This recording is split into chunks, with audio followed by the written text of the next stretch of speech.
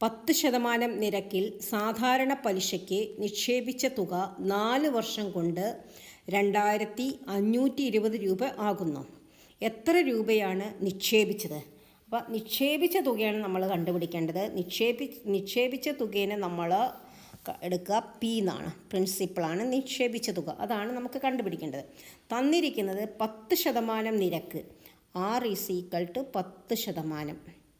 ഇവിടെ സാധാരണ പലിശയാണ്.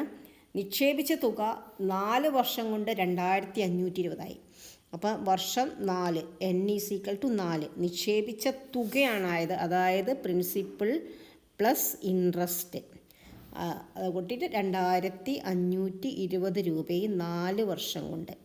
അപ്പോൾ നമ്മൾ നിക്ഷേപിച്ച തുക എത്രയെന്ന് കണ്ടുപിടിക്കേണ്ടത്.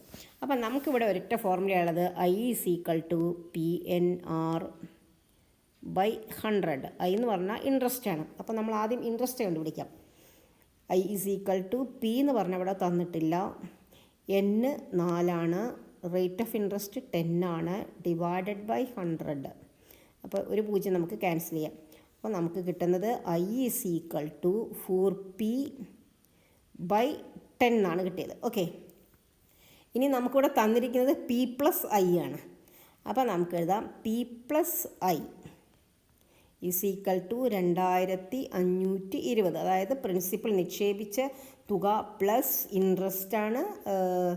നിക്ഷേപിച്ച തുക പ്ലസ് ഇൻട്രസ്റ്റ് ആണ് നമുക്ക് കിട്ടുന്ന തുക, നമുക്ക് കിട്ടിയത് 4 വർഷം കൊണ്ട് കിട്ടിയ തുക. ഓക്കെ, അപ്പോൾ P എന്ന് പറഞ്ഞാൽ P തന്നെ.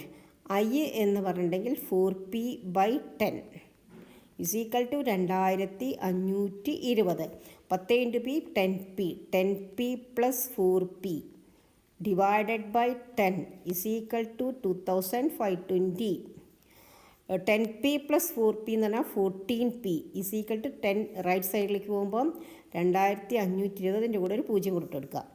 P = 25,200 /14. നമുക്കൊന്ന് ഷോർട്ടാക്കാം ആദ്യം, എന്നിട്ട് ചെയ്യാം.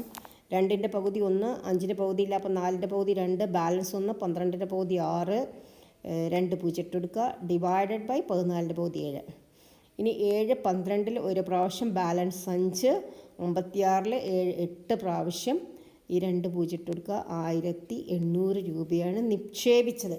അപ്പോൾ നമ്മുടെ ഓപ്ഷനിലുണ്ടോ നോക്കാം. ഓപ്ഷൻ സി 1800 രൂപ. Okay, if you like this video please like, share and subscribe. Thank you.